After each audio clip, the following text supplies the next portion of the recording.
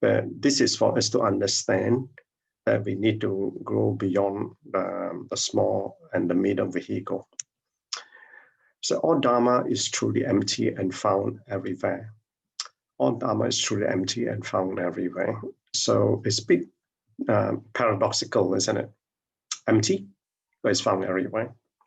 So it is like saying that it's space everywhere, and yet it's empty, right? So you look into empty space, and it say that it's truly empty, and it's found everywhere. So what is it that then that this Dhamma that's truly empty and found everywhere is in the same way we can say that there's loving kindness and compassion everywhere. So the problem then, if you understand this line alone, you can see that because of our mental affliction, you see the mental affliction arises most of the time, arises from the fact that we set partition, we set boundaries. So when we set those boundaries, when we see things, we cannot say that there are things that we don't like those things are bad. So we set this partition in us.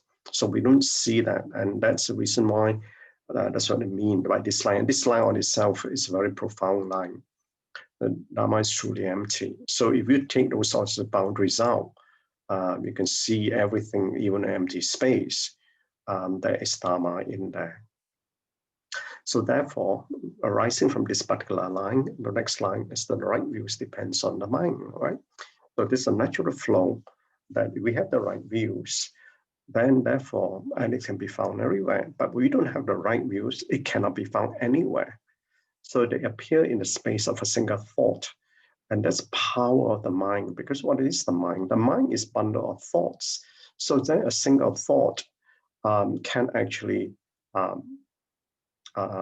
either it blocks the right view, or within a single thought, it can give you the right view. So therefore, to do this, in the next line and learn analogical flow, we need to unlock the door to the mind to take the true Dharma. Then the Noble Eightfold Path and the Four Noble the Dharma, the Noble Eightfold Path and the Four Noble Truths. So this is the first vehicle, which I just explained earlier on the title on the complementary vehicles. The main focus today is on the small vehicle. So Dharma is everywhere, our body and mind are. So it's the, you see, why, what's the importance of the body? Here, the body is the vessel. Without a body, there's no mind.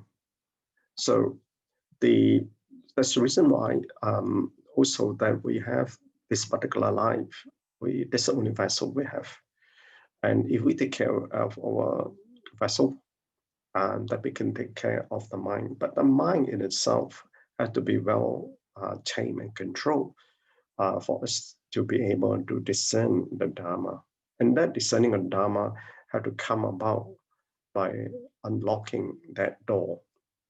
Now, I've shared a number of times with you all that we need to cultivate the heart so that we can tame the mind. But before the heart can be cultivated, the mind must be open. We keep an open mind, because the mind is shut. You don't even listen to anything. So that's why the mind must be open to listen. Then you can cultivate the heart. So the right view depends on the mind, and it's the first of the Noble Eightfold Path.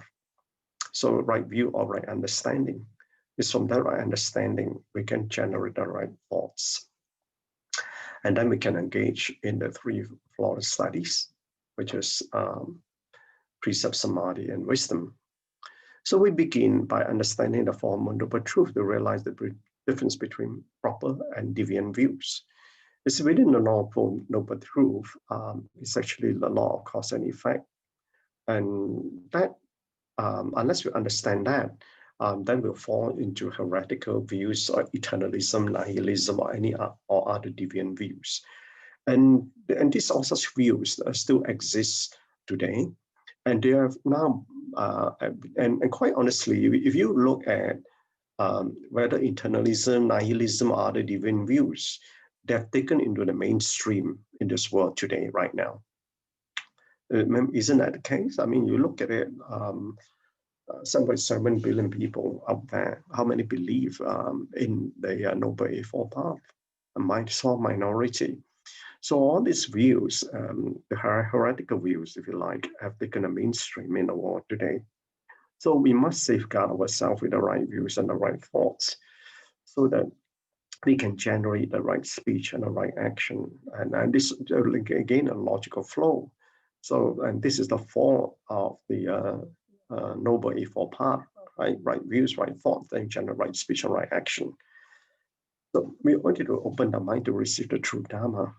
And someone, I mean, we can, and this goes back to the teaching yesterday or the day before, about listening to the Dharma, not just for fun or not for frivolous debates, but we need to receive the Dharma. So a lot of time when we learn the Dharma, it's not about the Dharma given, it's about the Dharma received.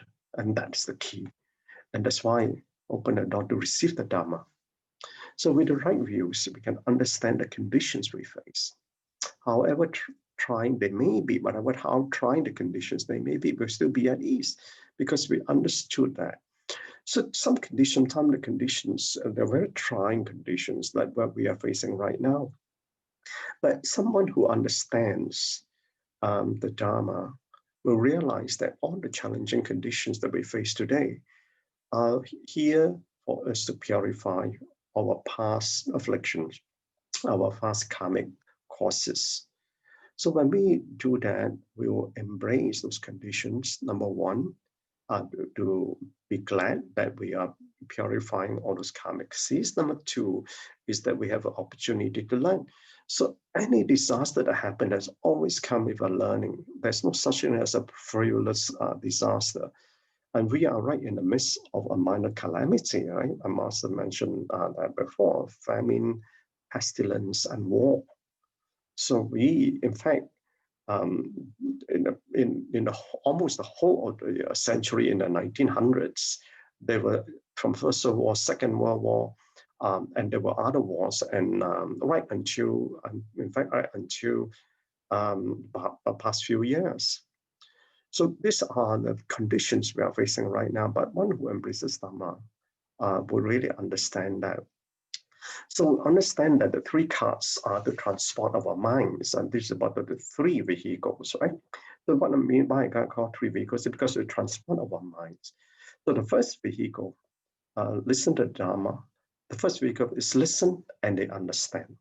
For solitary, realize that they listen and eliminate afflictions. And the Bodhisattva listen and transform themselves. So there's a major difference in here. What do you mean by transformation of ourselves? It's transforming ourselves and others, and there's a key difference on the Bodhisattva path.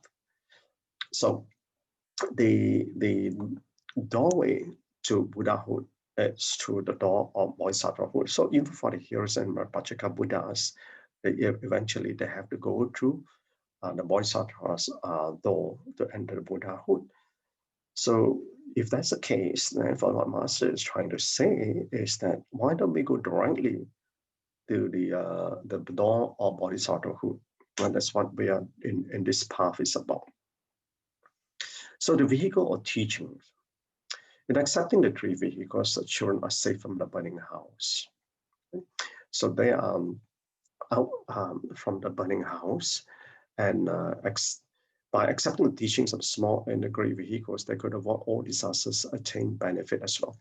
So that goes back to the point earlier that I made, that these we cannot avoid the facing those conditions that we have right now. For example, what we have right now is the calamity or pestilence or pandemic that we're having, COVID-19.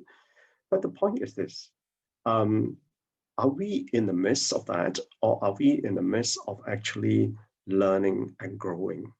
Is it life is about learning and growing? So whilst that's why when we understand the first of the Noble Eightfold Path, it says that life, the truth of suffering. So we understand, if we understand the truth of suffering, obviously then there must be something to learn, to uncover what the truth is of that suffering, right? So then second thing is that the cause of suffering. So then we need to understand what is that truth in the cause of the suffering. So therefore, if we understand that, then we then understand that this suffering or this calamity we're facing, there's lessons to learn. And that's what the whole Dharma is about. So for us to awaken the mind, and it says there that Dharma is everywhere, even in the midst of suffering. So go back to then, therefore, the original verse is that there's all this truth that the truth of the Dharma is very, even in an empty space, even in the midst of a calamity, in the midst of a fire. And so even in accepting the small vehicle training, we will refrain from all evil. And that's why we also undertake precepts, even for the small vehicle teaching, there are precepts. So I shared with you all about Upali, right? My master mentioned about Upali, who was the lowest caste. He was actually a Baba. And Upali was the one who set the Vinaya rules. So the Vinaya rules are the monastic rules that we're having right now. So that even in itself, on all the Theravada practitioners today, they undertake those Vinaya rules. And that primarily is refraining from all evil. So the three important teaching, and if I were to summarize about the whole Dharma, stop doing evil, do only good, purify the mind. So in practicing the flawless studies, is let's listen, contemplate, and practice.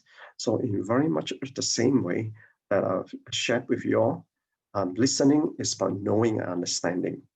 Contemplating is about realizing, and then you get into practicing the realization. So for me, I split up into 4 stages.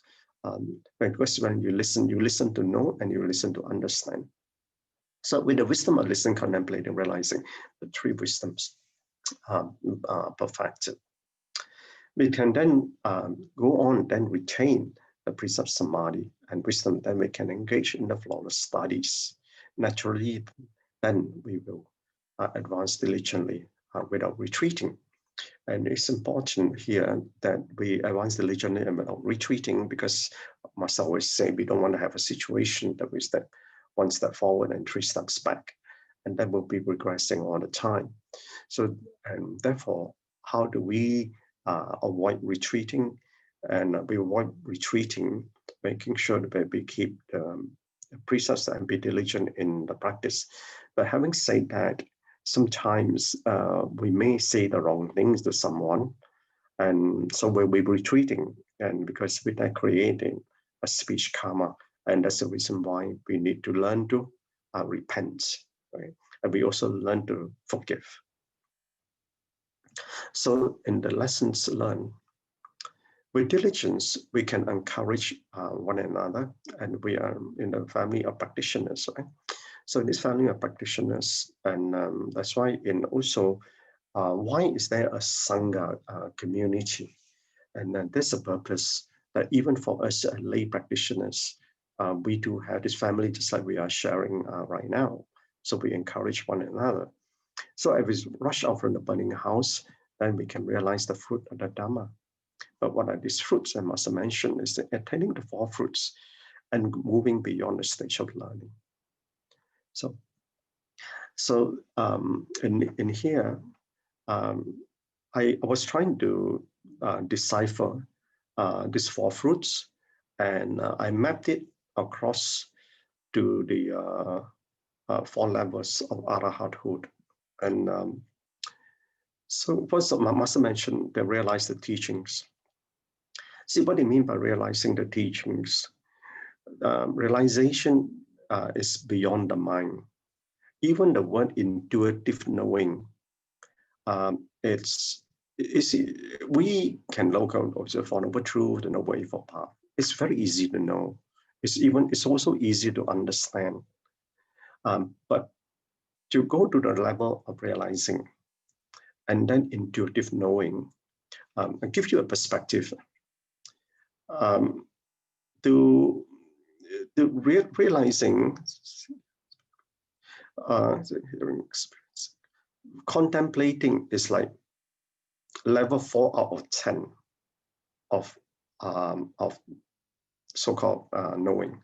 Okay, and realizing is the next. So you contemplate, realize. Intuitive knowing is like the ultimate understanding of the Dharma. Okay, it's like level 10. So it gives you a bit of perspective between what we using our unenlightened mind to understand that. Okay, so this intuitive knowing of the Dharma is really you fully understand. That means you got the whole right views about the teaching.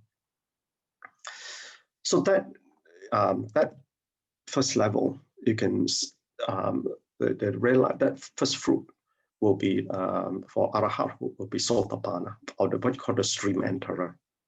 And the stream enterer and the Sotapanna level, they got 7 rebirths to come back before they become fully Arahat.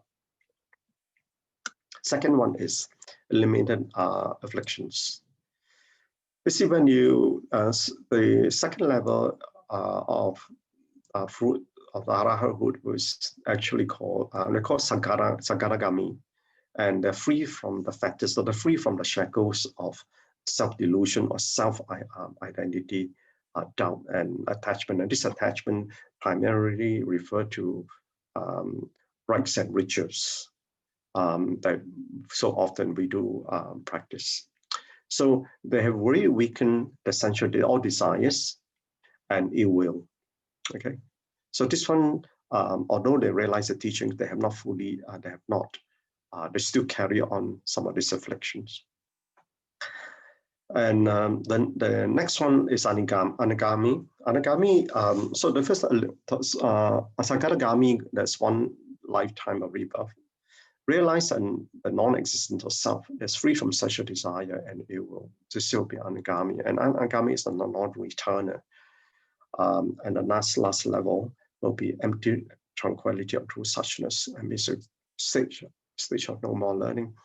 And there is the full arahathood that one would then attain. So all this one are all about self-enlightenment that in there, that for us, that we eventually, even for arahat at that level, will have to go to the level of bodhisattvahood before one can attain Buddhahood. So for us, we need to progress to a great vehicle teaching. So in contemplation, that you're on the path of learning the Buddha Dharma, that's what we are right now.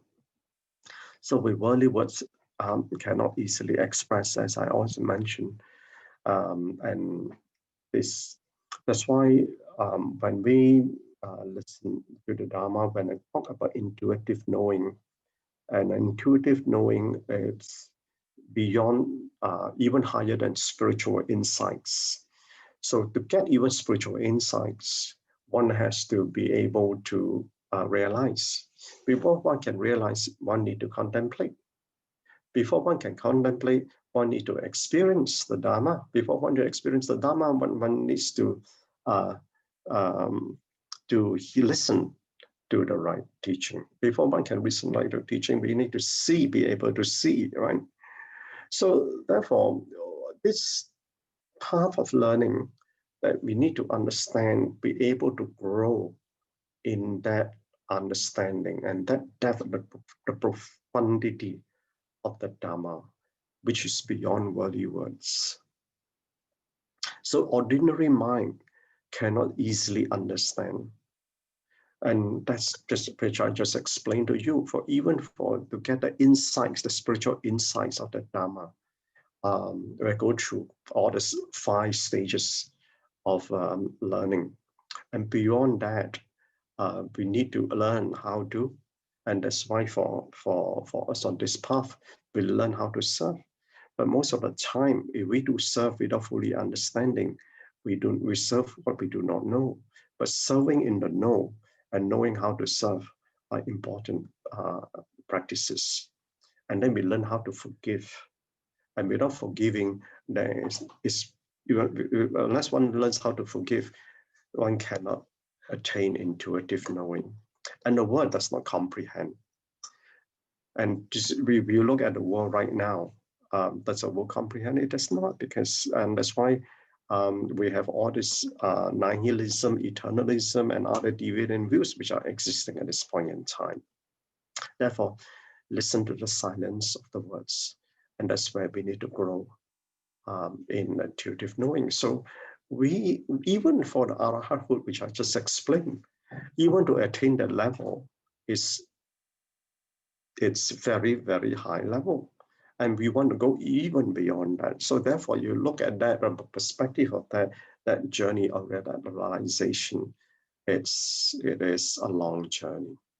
So on relationship, about understanding relationship, there are times when those whom you have to deal with, the times when whom you have to deal with, are the difficult people. So that's the way of the worldly mind, is because we find them very difficult to deal with. So for us as spiritual practitioner, is to understand the ununderstanding. So that's the reason why about going back in realization, and from the initial verse, is the conditions that we interact. Dharma is everywhere. Dharma is empty. So if you understand that, why should there be ununderstanding? So to do so, understand how to understand your mind, because it's not about the external condition. So everything else there is empty. So therefore, if everything else and Dharma is everywhere, all we need to do is really understand our mind, because everything is all within us. So when you realize the non-self in you, which is I must say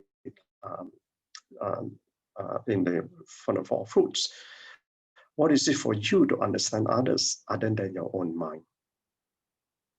Okay, Gan En, brothers, sisters. Thank you so much, BrotherChin, for the wonderful summary and great sharing as always. Yeah. Okay. Now can we